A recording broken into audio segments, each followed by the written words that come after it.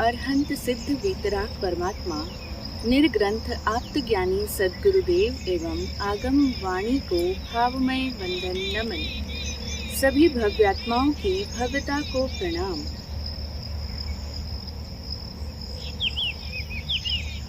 जब एक व्यक्ति पूरी स्पष्ट समझ के साथ किसी भी बात को दृढ़ता पूर्वक उसे करने के लिए, यानी उसे अपने जीवन में अपनाने के लिए अथवा उसे नहीं करने के लिए, यानी उसे अपने जीवन से अलग करने के लिए, त्यागने के लिए पूरी दृढ़ता के साथ में संकल्प लेता है, तब उसके उस संकल्प का प्रभाव स्वयं उस पर तो पड़ता ही है, साथ ही उससे जुड़े हुए उसके संबंधी जनों पर भी उसके संकल्प का प्रभाव होता है और उसके आसपास के माहौल पर भी उसके उस संकल्प का असर दिखता है। सिर्फ इतना ही नहीं, उसके द्वारा किया गया वह संकल्प पूरे ब्रह्मांड तक फैल जाता है और उसके उस संकल्प बल का प्रभाव पूरे यूनिवर्स तक पड़ता है।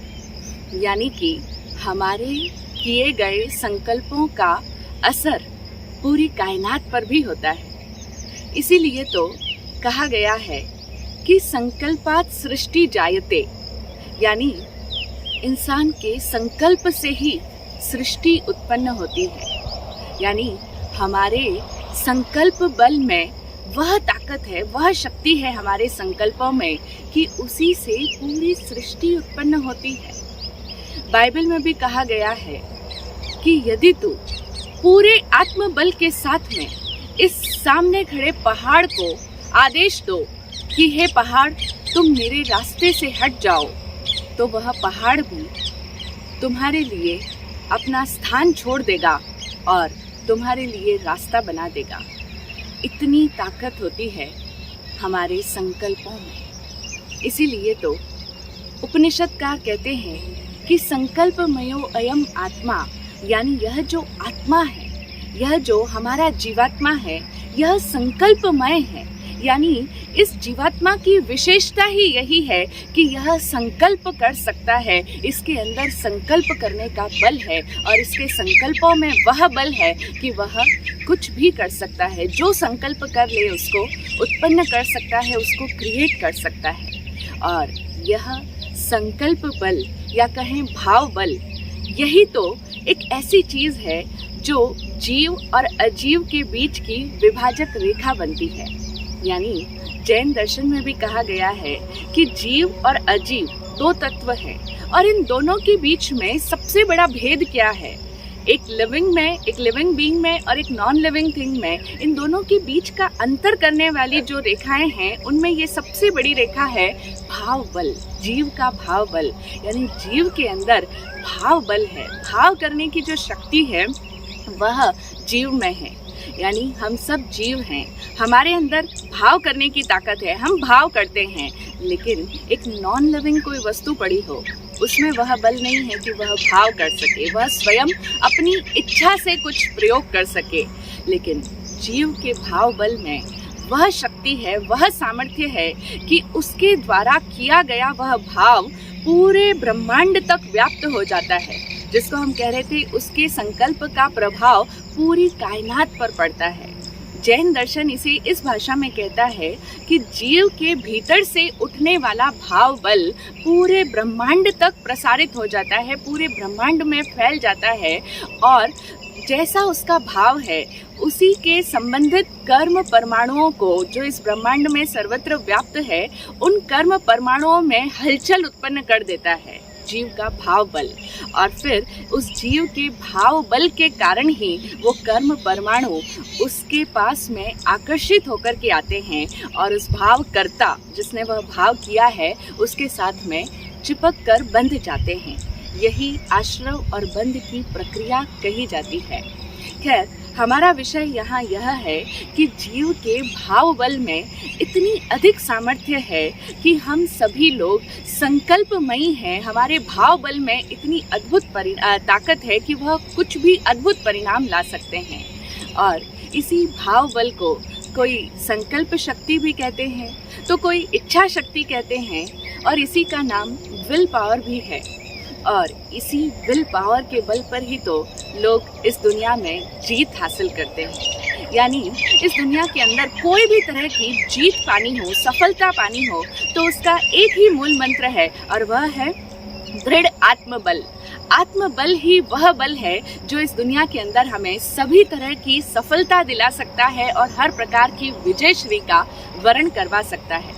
आत्मज्ञानी पूज्य श्री विराट गुरुदेव तो कहते हैं, आत्मबल ही है इस दुनिया में सभी समस्याओं का हल, यह विराट का सत्य अटल, आओ खोजे मार्ग सुतल। यह विराट का सत्य अटल, आओ खोजे मार्ग सुतल। यानी सुतल मार्ग इस दुनिया में यदि कोई है, सारी समस्याओं का अगर एकमात्र समाधान कोई है तो वह है आत्मबल। समस्याएं चाहे जितनी हो और चाहे जितनी तरह की हो, समस्याओं के कई प्रकार हो सकते हैं।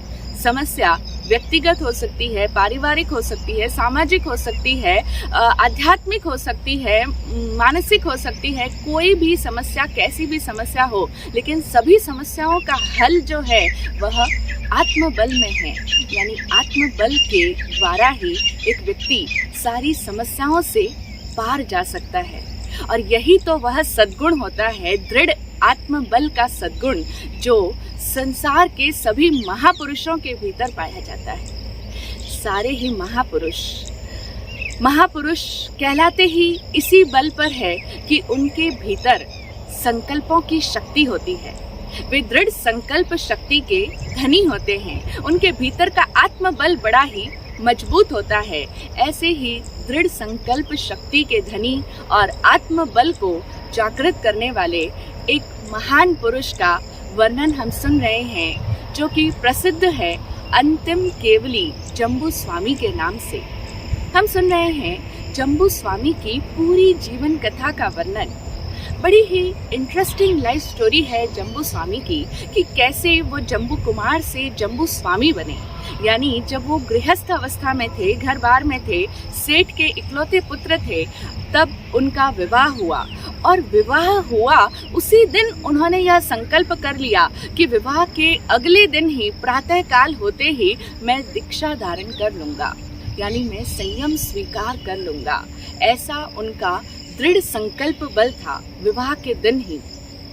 और फिर उनका विवाह भी कोई एक कन्या से नहीं हुआ, एक नहीं, दो नहीं, तीन नहीं, बल्कि 8 कन्याओं के साथ में उनका विवाह हुआ था। और विवाह की रात्रि को वे 8 ही उनकी नव विवाहित वधुएं उन्हें दीक्षा नहीं लेने के लिए समझाने का प्रयास करती है, लेकिन जम्बू कुमार उन्हें अपने उस दीक्षा लेने के संकल्प की सार्थकता को समझाते हैं और उन्हें भी संसार की वास्तविकता समझाते हैं।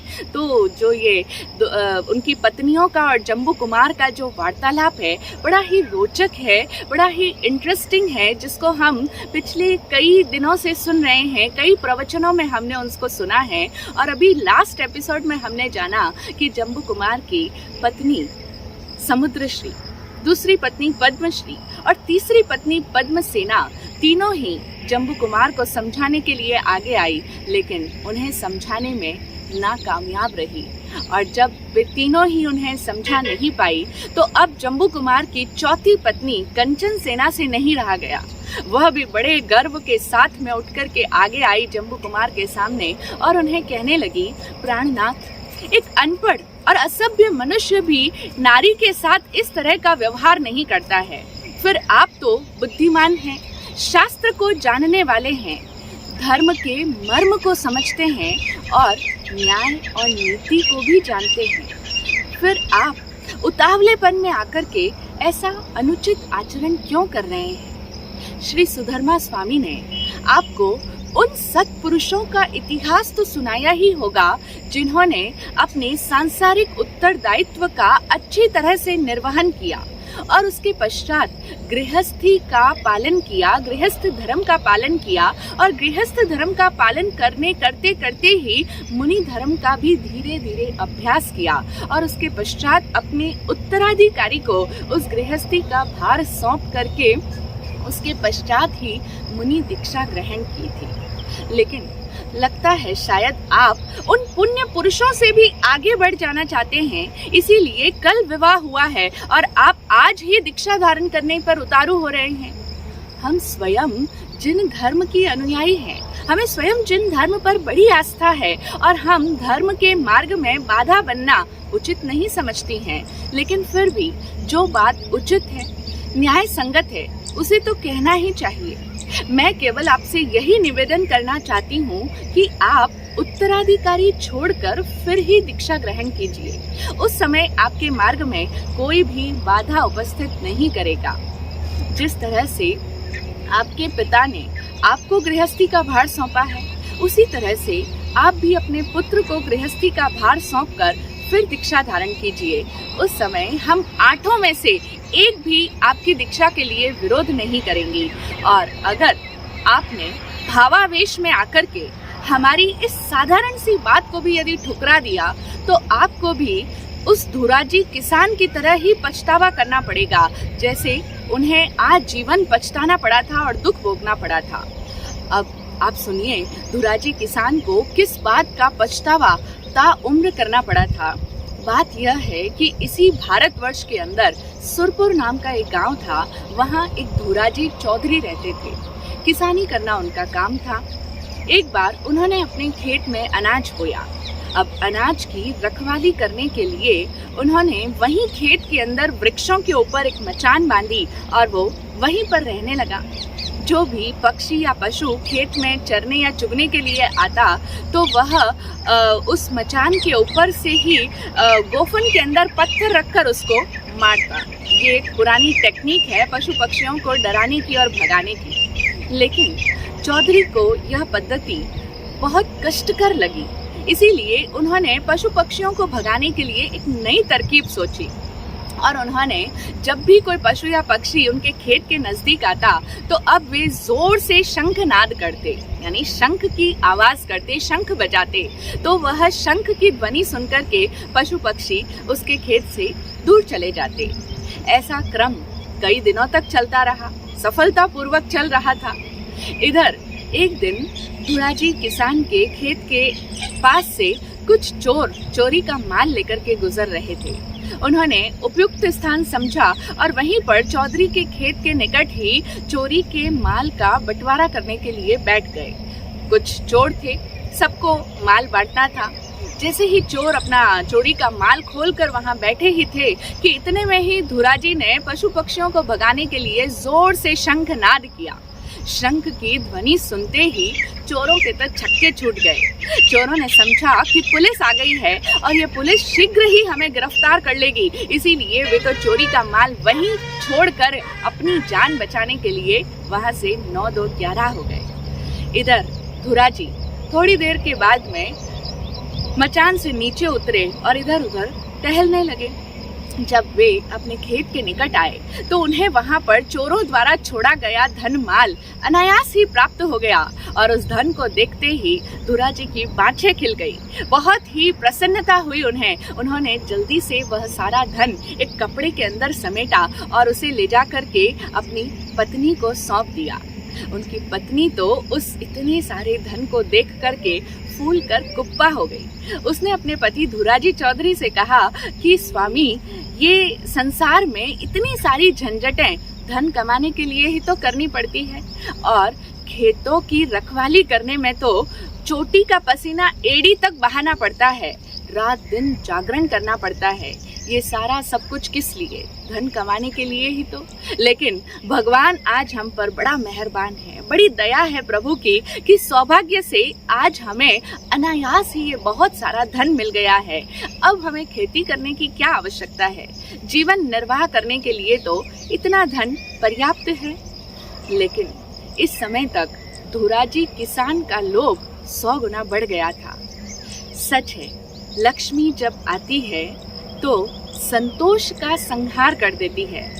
और अपने साथ साथ लोभ को भी ले आती है। इसीलिए तो शास्त्रकार कहते हैं, जहाँ लाहो तहाँ लोहो। बड़ा ही प्रसिद्ध वचन है ये शास्त्र का कि जैसे जैसे लाभ बढ़ता है वैसे वैसे इंसान का लोभ भी बढ़ता चला जाता है। ठीक यही बात इस समय धुराजी किसान के साथ भी घटित हो रही थी। धुराजी अपनी पत्नी से कहते हैं, पगली, जिस कार्य से इतने धन की प्राप्ति हुई है वह कार्य क्या भला छोड़ा जा सकता है? और फिर इसके सिवाय एक बात यह भी है कि मैं सोचता हूँ कि बाप दादा के द्वारा उपार्जित की हुई लक्ष्मी का उपभोग नहीं करके स्वयं अपने द्वारा उपार्जित की हुई लक्ष्मी का ही मैं उपभोग करूं और अपना पूरा जीवन का निर्वाह करूं। किसी ने कहा भी है कि जो व्यक्ति अपने पिता के द्वारा उपार्जित लक्ष्मी का उपभोग करता है तो वह उसके पिता द्वारा कमाई हुई लक्ष्मी उसके लिए भगिनी के समान है। यानी पिता ने वह धन कमाया है जो उसके लिए बहन के समान होता है। इसीलिए एक धार्मिक पुरुष को अपने पिता के द्वारा उपार्जित की हुई लक्ष्मी का उपभोग करना पाप है, और जो लक्ष्मी किसी दूसरे ने कमाई है वह लक्ष्मी उसके लिए पर स्त्री के समान है। इसीलिए उसका उपयोग करना भी अनुचित है। इसीलिए एक समझदार इंसान को स्वयं के द्वारा उपार्जित की हुई लक्ष्मी का ही उपभोग करना चाहिए।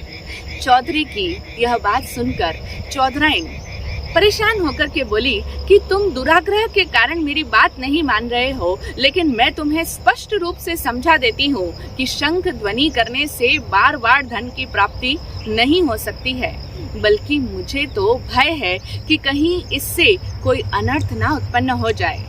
लेकिन धुराजी चौधरी ने अपनी पत्नी की बात नहीं मानी। उसने फिर शंख बजाना जारी रखा। वह अपने खेत में गया और इसी तरह से बार बार शंख फूंकता रहा। आखिरकार जब चोरों ने दूसरी बार, तीसरी बार, चौथी बार भी शंख की ध्वनि सुनी तो चोरों को सारी वास्तविकता समझ में आ गई। वे पुनः लौटकर खेतों में आए और खेत में आकर के धुराजी किसान को पकड़ा और उसकी अच्छी खासी मरम्मत कर दी। यानी उन्होंने धुराजी को बहुत ज्यादा मारा पीटा और वापस से अपना धन मांगा। आखिरकार लाचार होकर धुराजी को घर से लाकर के चोरों का वह सारा धन उन्हें लौटाना पड़ा और साथ ही अपनी गांठ का भी खोया, और इसी के साथ ब्याज में मार पड़ी सो अलग। इसीलिए हमारे प्राचीन अनुभवी जनों ने अपने अनुभव से, वर्षों के, सदियों के अनुभव सिद्ध एक कथन कहा है, एक बहुत ही ज्ञान की बात कही है कि अन्यायोपार्जितम द्रव्यम 10 वर्षाणि तिष्ठति, प्राप्ते त्वेकादशे वर्षे समूलम ही विनश्यति। अर्थात जो अन्याय से उपार्जित किया गया धन है वह अधिक से अधिक 10 वर्ष तक ठहरता है। जैसे ही 11वां वर्ष लगता है वह अन्याय से उपार्जित किया गया धन मूल के साथ में विनष्ट हो जाता है। इस कथन में बहुत बड़ी सच्चाई छुपी हुई है और हम सभी सुज्ञ जनों को इस कथन के ऊपर चिंतन करना चाहिए कि जो भी धन अन्याय से कमाया जाता है, अन्याय से प्राप्त किया जाता है, वह अधिक से अधिक 10 वर्ष तक ही ठहरेगा और उसके पश्चात वह मूल के साथ में यानी ब्याज सहित नष्ट हो जाएगा। हमें सबको ही इस बात पर गहराई से चिंतन करना चाहिए और इस बात की सत्यता को अपने जीवन में अपनाना चाहिए, तो साथ हमें कभी भी जीवन में दुख, कष्ट, विपत्ति, बीमारियों का सामना नहीं करना पड़ेगा। धुराजी किसान, उनका तो धन 10 वर्ष तो क्या 10 दिन से भी अधिक नहीं ठहर पाया, 10 दिन भी नहीं ठहर पाया था, और उन्होंने अपनी उस अन्याय से उपार्जित धन का परिणाम भोग लिया। तब उनकी पत्नी ने उनको ताड़ना देते हुए कहा कि देखो, मैं कहती नहीं थी कि बार बार शंख ध्वनि करने से बार बार धन की प्राप्ति नहीं हो सकती, बल्कि इससे कहीं कोई अनर्थ न उत्पन्न हो जाए। ऐसा ही हुआ, आपने मेरी बात की अनसुनी की और अब उसका परिणाम भुगत लिया। यदि जो कुछ मिला था उतने में ही संतोष मानकर रहते तो आनंद से जीवन का निर्वाह हो जाता, लेकिन नहीं, तुम्हें तो बार बार शंख की ध्वनि करनी थी। यह कहकर के उसकी पत्नी ने, धुराजी चौधरी की पत्नी ने धुराजी की खूब भर्त्सना की और बाकी के कुटुंबी जन भी उन्हें आजीवन कोसते रहे और इस तरह धुराजी को जीवन पर्यंत पछताना पड़ा, दुख भोगना पड़ा। यह कहानी कंचन सेना जम्बू कुमार को सुनाती हुई कहती है कि प्रियतम, मैं भी उस किसान की पत्नी की तरह आपको बार बार समझाती हूँ कि आपने भी उस किसान की तरह एक बार खूब सारा वैभव प्राप्त कर लिया है, लेकिन फिर भी आप अब विशिष्ट सुख की कामना से प्रेरित होकर के बार बार शंख फूंकना चाहते हैं, लेकिन कहीं आपको भी उस धुराजी चौधरी की भांति आजीवन पछताना ना पड़े।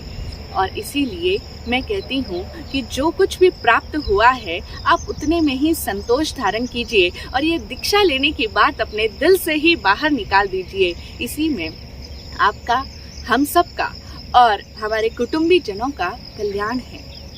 जम्बू कुमार, जो अब तक कंचन सेना की सारी बात को बहुत शांति के साथ में सुन रहे थे, वे उतनी ही शांति के साथ में अब कंचन सेना से कहते हैं कि कंचन सेना, तुमने जो बात कही वह तुम्हारी बात तो पूरी तरह से निर्दोष है, लेकिन तुमने अपने कथन का उपसंहार ठीक तरीके से नहीं किया है।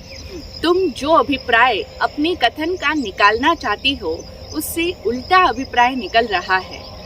तुम धुराजी किसान की बात करती हो, लेकिन किसान चौधरी की दुर्दशा का कारण क्या था? लोभ था।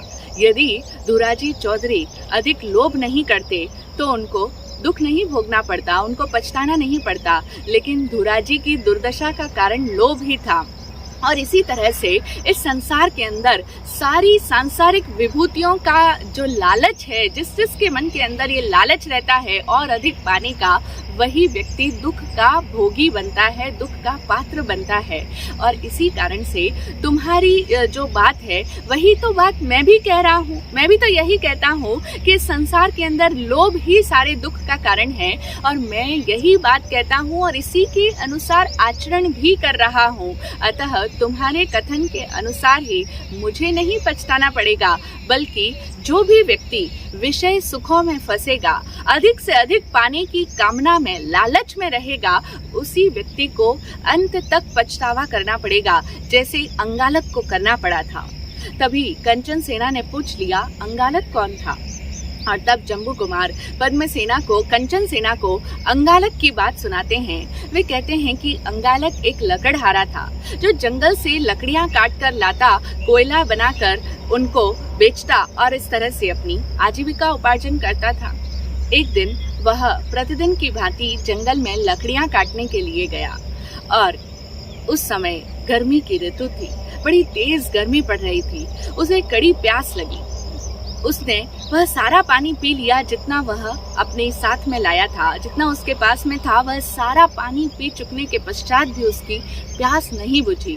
और तब उसे इतनी जोरों की प्यास लगाई, तो उसने सोचा कि बस आज जितना काम किया है, जितनी लकड़ियां काटी है, उतना ही उसने अपने लकड़ियों का भारा सिर पर लादा और पुनः अपने गांव की ओर लौटने लगा। लेकिन रास्ते में वह बहुत बुरी तरह से थक गया था, क्योंकि उसे इतनी अधिक प्यास लगाई थी कि प्यास के मारे उसका गला रुंधने लगा था और जीभ तालू से चिपक गई थी। उसे ऐसा महसूस हो रहा था मानो अब उसके प्राण निकलना ही चाह रहे हो। ऐसी स्थिति में वह एक वृक्ष के नीचे कुछ देर आराम करने के लिए बैठ गया। वृक्ष की शीतल छाया के अंदर ठंडी हवा के झोंके लगे और उसकी आंख लग गई। कुछ देर के लिए जब उसकी आंख लगी तो उसने एक ख्वाब देखा। सपने में उसने देखा कि मैंने कुएं, तालाब, बावड़ी, नदी, नाले सबका जल पी लिया है, लेकिन फिर भी मेरी प्यास नहीं बुझ रही है। ये सपने बड़ी ही इंटरेस्टिंग चीज होती है। कहते हैं सपनों का मनोविज्ञान बड़ा ही गहरा है, बहुत भारी है। हमारे यहाँ पर जैन दर्शन में कहा जाता है कि व्यक्ति न सिर्फ दिन में कर्मों का बंधन करता है, बल्कि रात्रि के समय में जब सो रहा है, लेकिन सोता कौन है? हमारा चेतन मन सो रहा है। कॉन्शियस माइंड तो सोता है, लेकिन हमारा अवचेतन मन जागता रहता है। नींद के समय में भी वो चलता रहता है और अवचेतन मन के अंदर व्यक्ति बहुत कुछ कर लेता है। उसके भीतर चारों कषाय, चारों संज्ञाएं, सब कुछ गतिमान रहता है। इसीलिए अवचेतन मन के अंदर, अवचेतन मन के द्वारा जो कुछ क्रियाएं संपादित हो रही है, उसके कारण से भी व्यक्ति का कर्म बंधन रात्रि नींद के समय में भी जारी रहता है। और इसीलिए प्रभु महावीर स्वामी ने साधकों के लिए प्रतिदिन शाम को प्रतिक्रमण करना आवश्यक कहा है, प्रतिक्रमण की साधना, देवसी प्रतिक्रमण तो करना ही है, रायसी प्रतिक्रमण भी करना होता है। यानी रात्रि निद्रा से जब निवृत्त हो गए, यानी प्रातः काल सुबह उठे, तब रात की नींद में लगे हुए पाप दोषों का भी प्रायश्चित करना होता है, उसका भी प्रतिक्रमण करना होता है, जिसे रायसी प्रतिक्रमण कहा जाता है। तो ऐसा ही निद्राकालीन दोषों से मुक्ति के लिए जो निद्रा का प्रतिक्रमण हम करते हैं, उसमें आत्मज्ञानी पूज्य श्री विराट गुरुदेव कहते हैं कि निद्रा में हम क्या करते हैं। तो गुरुदेव वहाँ फरमाते हैं, निद्रा में अलभ की पूर्ति हित नकली का स्वांग रचाया हूँ। यानी मेरे मन ने क्या किया, निद्रा में अलभ की पूर्ति के लिए नकली का स्वांग रचाया। अलभ का मतलब होता है अप्राप्त, लभ यानी प्राप्त होना। तो जो अलभ है, जो अप्राप्त है, जो इंसान को दिन भर में प्राप्त नहीं हुआ, उसको प्राप्त करने के लिए, अपनी उन अधूरी इच्छाओं को पूरा करने के लिए इंसान नींद के अंदर, सपनों के अंदर तरह तरह के स्वांग रचाता है, यानी तरह तरह के ख्वाब देखता है, तरह तरह के दृश्य उपस्थित करता है हमारा वह मन, अपनी अधूरी इच्छाओं को पूरा करने के लिए। अब वहाँ उस अंगालक के भीतर जो इच्छा थी, जो प्यास थी, जो तीव्र मांग थी, उसको ही उसने ख्वाब के रूप में देखा कि उसने सारे नदी नाला कुओं का जल पी लिया है, लेकिन फिर भी प्यास तो बुझी नहीं। और यह स्वप्न देखते ही उसकी आंख खुल गई, और जब उसकी आंख खुली, हकीकत से उसका सामना हुआ, तो प्यास तो ज्यों की त्यों है। चाहे सपने में उसने पानी पिया, लेकिन सपने का पानी हकीकत की प्यास को नहीं बुझा पाता है। तो अब उसका वह प्यास के मारे जो गला घुट रहा था, उसकी ऐसी स्थिति हो गई। तो उसने निर्णय किया कि वह समीपस्थ किसी दूसरे जलाशय में जाएगा। तो वह उस जलाशय की दिशा में आगे बढ़ गया, और वहाँ जलाशय पर पहुंचकर जल्दी जल्दी वो पानी पीने के लिए जलाशय में घुसा। तो उसके जल्दी जल्दी घुसने के कारण से वह उस जलाशय के आसपास स्थित दलदल में फंस गया। कई जगह पर आपने भी देखा होगा, कई तालाब पर, कोई जलाशय के आसपास में बहुत मिट्टी के कारण से, वो मिट्टी और पानी के मिलने के कारण से ऐसा कीचड़ उत्पन्न हो जाता है कि जो दलदल जैसी स्थिति उत्पन्न कर देता है। एक तो होता है सामान्य कीचड़, और एक होता है इतना गहरा कीचड़ जो कि दलदल के रूप में बन जाता है। और जब एक व्यक्ति दलदल में फंस जाए, तो दलदल में जाने के बाद में जो स्थिति होती है, वही स्थिति उस अंगालक की हुई। यानी अब वह उस दलदल में धंसने के बाद में ना तो पानी तक पहुंच पा रहा था, आगे भी नहीं बढ़ पा रहा था, और ना ही वह पुनः वहां से बाहर निकल पा रहा था। यानी पीछे भी नहीं लौट सकता और आगे भी नहीं बैठ सकता। जैसे जैसे वो आगे बढ़ने के लिए अथवा पीछे लौटने के लिए कुछ भी प्रयास करता, उतना उतना वो और अधिक उसमें गहरे से गहरा धंसता जा रहा था। अब यह स्थिति देखकर तो अब उसे लगा कि ये जो काला काला कीचड़ है, ये कीचड़ नहीं है, बल्कि प्राणहारी यमराज है, जो साक्षात उसके सामने उपस्थित हो गए हैं, और यमराज ने ही उसको अपने फंदे में फंसा लिया है। अब तो वह इतनी बुरी मुसीबत में फंस गया था कि उसे लगा अब उसकी मृत्यु बहुत निकट है, नियर डेथ एक्सपीरियंस, यानी उसको मृत्यु का बिल्कुल अपने निकट ही आभास होने लगा था। लेकिन अंत में उसने ऐसी स्थिति में अपने शरीर में कुछ शीतलता लाने के लिए, क्योंकि उसका शरीर प्यास के मारे बुरी तरह से बहुत ज़्यादा आहत है, ऊपर से फिर चिलचिलाती धूप और पड़ रही है, तो ऐसे में अपने शरीर में शीतलता की अनुभूति कराने के लिए उसने अपने आसपास रही हुई वह गीली मिट्टी, जो कीचड़ था, उसी को अपने शरीर पर पोत लिया, और उसी कीचड़ के अंदर अपने हाथ से अंगुलियों से कुरेद करके छोटा सा गड्ढा किया, और घास पर कुछ पानी को लेकर अपनी जीभ से लगाने लगा, ताकि उसे कुछ तो शांति मिले। लेकिन नहीं, उसे कोई शांति नहीं मिली, बल्कि जितना वह घास के ऊपर पानी की बूंद लेकर अपनी जीभ से लगाता, उतनी ही उसकी प्यास और प्रबल से प्रबलतर होती चली जाती थी। और ऐसे में ना तो उसकी प्यास बुझी, प्यास तो बुझना दूर, बल्कि उस धूप के कारण से जो उसने शरीर पर गीली मिट्टी पोती थी, वह मिट्टी भी सूख गई। और ना सिर्फ सूखी, बल्कि वह उस मिट्टी के कारण से, जैसे ही वह मिट्टी सूखी, उसकी पूरी चमड़ी खिंचने लगी। अब तो उसके शरीर में और ज्यादा वेदना बढ़ गई। इतने में ही वहां से एक दयालु पुरुष निकले। उन दयालु पुरुष ने अंगालक की दुर्दशा को देखा तो उनका दिल दया से द्रवित हो उठा। उन्होंने अंगालक को तुरंत ही कीचड़ से बाहर निकाला। उन दयालु पुरुष की सहायता से अंगालक उस कीचड़ से बाहर निकल पाया और फिर उन दयालु पुरुष ने उसके शरीर पर पोती हुई उस मिट्टी के लेप को भी दूर किया, उस कीचड़ को साफ किया और फिर उसे शीतल जल पिलाया। तब जाकर के अंगालक को वास्तविक शांति की अनुभूति हुई। जम्बू कुमार अपनी पत्नी कंचन सेना को ये उदाहरण देने के पश्चात कहते हैं कि कंचन सेना, हम सभी की स्थिति भी उसी अंगालक के समान है। सभी सांसारिक जीव उस अंगालक के समान तीव्र प्यास से आकुल है। वह प्यास कैसी? सांसारिक विषय भोगों को भोगने की तृष्णा रूपी तृषा हम सब के अंदर लगी हुई है। वह तृष्णा की प्यास ऐसी प्यास है जो बुझती ही नहीं है। चाहे जितना पानी उसे पिलाओ, वह प्यास कभी बुझने का नाम नहीं लेती। ऐसा ही तो है, हम सभी की स्थिति यही है। हम सब प्रतिदिन अपने अनुभव से देख सकते हैं। स्वयं अपने ही जीवन को देखें, अपने आसपास के लोगों को देखें तो हमें भी यही अनुभव आएगा जो जम्बू कुमार कहते हैं कि हम सबको और अधिक विषय सुखों को पाने की जो ये प्यास लगी है, इसी का नाम तृष्णा है। और यह तृष्णा की तृषा है जो जितना उसको मिल जाए, यानी जितना हम इंद्रिय सुखों की पूर्ति के लिए प्रयास करते हैं, उतनी और अधिक ये प्यास प्रबलतर होती जाती है। यानी उतनी ही और पाने की कामना मन के अंदर बढ़ती चली जाती है। तो अंगालक के समान ही हम सब लोगों की स्थिति है। लेकिन जैसे अंगालक को अपने सद्भाग्य से एक दयालु पुरुष मिल गए, उसी तरह से मेरे सौभाग्य से मुझे भी उन दयालु पुरुष के समान आर्य सुधर्मा स्वामी का समागम प्राप्त हुआ है और वो मुझे इस संसार के दलदल से बाहर निकालना चाहते हैं। यही तो होता है, हर व्यक्ति अपनी उस प्यास को बुझाने के लिए अपनी उन सुखों की पूर्ति के प्रयास में इस संसार रूपी दलदल के अंदर घुसता है, प्रवेश करता है अपनी इच्छाओं की पूर्ति के लिए। लेकिन उस तृष्णा की फितरत ही कुछ ऐसी है कि वह उन्हें पूरी तरह से कभी भी तृप्त नहीं कर पाता। यानी ये इच्छाएं कभी भी पूर्णतया तृप्त नहीं होती।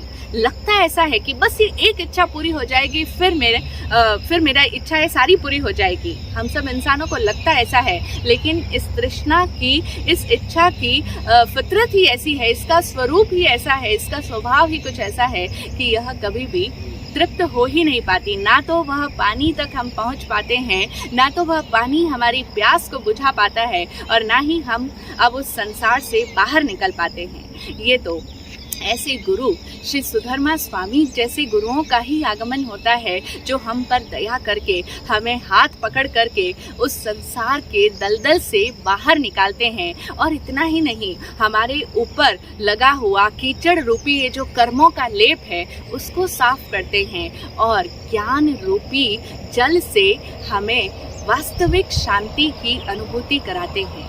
उनकी जो ज्ञानमयी देशना है, उनकी जो ज्ञानमयी वाणी है, उसी से हमें इस संसार की वास्तविकता समझ में आती है, इसका स्वरूप समझ में आता है। और तब उससे जब हम बाहर निकल जाते हैं तभी हम वास्तविक सुख और वास्तविक शांति का अनुभव कर पाते हैं। पद्मसेना और कंचन सेना वो सभी को संबोधन करते हुए ये बात समझाते हैं, अपने पूरे निर्दोष भावों के साथ में, दृढ़ संकल्प शक्ति के साथ में। उनका जो संकल्प था उसका प्रभाव हम देखें उनके आसपास के परिजनों पर भी पड़ रहा था, उन सभी 8 पत्नियों पर भी पड़ रहा है। वो उन्हें कहते हैं कि हम सभी लोग इस अंगालक के समान ही तो है, लेकिन हम सबका सद्भाग्य है कि हमें ये गुरुवाणी सुनने का सौभाग्य प्राप्त हुआ है। इसीलिए जो भी व्यक्ति विवेकी होगा, बुद्धिमान होगा, समझदार होगा, वह तो इस संसार के दलदल से बाहर निकल आएगा, क्योंकि इस सांसारिक दलदल के अंदर इसका कहीं और छोर नहीं है और अंत में व्यक्ति को दुख ही प्राप्त होता है। और यदि इस संसार के अंदर कोई भी व्यक्ति पूरी तरह से दुखों से छुटकारा पाना चाहता है, क्योंकि हम लोग कहते तो हैं कि हमें दुख से मुक्ति चाहिए, लेकिन हम सबको सारे ही दुखों से मुक्ति नहीं चाहिए होती है, क्योंकि समस्त प्रकार के दुखों से छुटकारा पाने का एक ही मार्ग है जो उत्तराध्ययन सूत्र बताता है कि दुखम हयम जसन होई मोहो, मोहो हो जसन होई तन्हा। यानी दुख का क्षय हो जाएगा जब व्यक्ति के मोह का क्षय हो जाएगा। यानी जब तक मोह है तब तक दुख है, और मोह कब तक है, तो मोह का मूल बताया तृष्णा को। ये तन्हा, ये जो तृष्णा है, तन्हा है, तृष्णा को प्राकृत भाषा में तन्हा कहते हैं। तो जिसके तृष्णा का क्षय हुआ उसके मोह भाव का क्षय हुआ, और जब मोह का क्षय हुआ तभी दुख का भी अंत होता है। तो अगर किसी को दुखों का अंत चाहिए तो उसे अपने मोह का और इस तृष्णा का, इस सांसारिक सुख भोग की कामना का, इस तृष्णा का ही अंत करना होगा। तो इसीलिए विवेकी पुरुष तो इस तृष्णा को अंत करने के लिए इस संसार के दलदल से बाहर निकल जाएगा। और मैं श्री सुधर्मा स्वामी की वाणी को सुनने के पश्चात इस सांसारिक कीचड़ से, इस दलदल से बाहर निकलने के लिए अभ्युत्थित हूँ, दृढ़ संकल्पबद्ध हूँ, कटिबद्ध हूँ, और फिर मैं तो यह प्रशस्त कार्य के लिए आगे बढ़ रहा हूँ। मेरा संकल्प तो बड़ा ही शुभ संकल्प है, जो मेरी आत्मा को तो तारेगा ही, बल्कि मैं तो तुम सब के लिए भी यही कहना चाहता हूँ कि तुम सब भी इसी प्रशस्त राह पर आगे बढ़ो, ताकि तुम्हारी आत्मा का भी कल्याण हो और तुम्हारी आत्मिक शक्तियों का भी जागरण हो। यह सब बात जब जम्बू कुमार ने मुख्य रूप से कंचन सेना को संबोधित करते हुए कही, तो अब कंचन सेना के पास में जम्बू कुमार को पुनः कुछ कहने के लिए कोई भी शब्द नहीं बचे। यानी कंचन सेना भी अब निरुत्तर हो गई, और निरुत्तर हुई तो वह भी अपनी पहले की बहनें, जिन्होंने जम्बू कुमार को समझाने का प्रयास किया था और असफल रही थी, जहां पर वे समुद्रश्री, पद्मश्री और पद्मसेना जाकर के बैठी थी, उन्हीं के पास में जाकर के चुपचाप बैठ जाती है। लेकिन 4 पत्नियां असफल हो गई तो क्या हुआ, अभी शेष 4 पत्नियां बाकी है। वे किस तरह से जम्बू कुमार को समझाने का प्रयास करती है, सुनते हैं कथा को आगे आने वाले भागों में। आज इतना ही। ओम शांति, ओम शांति। जय हो, जय हो।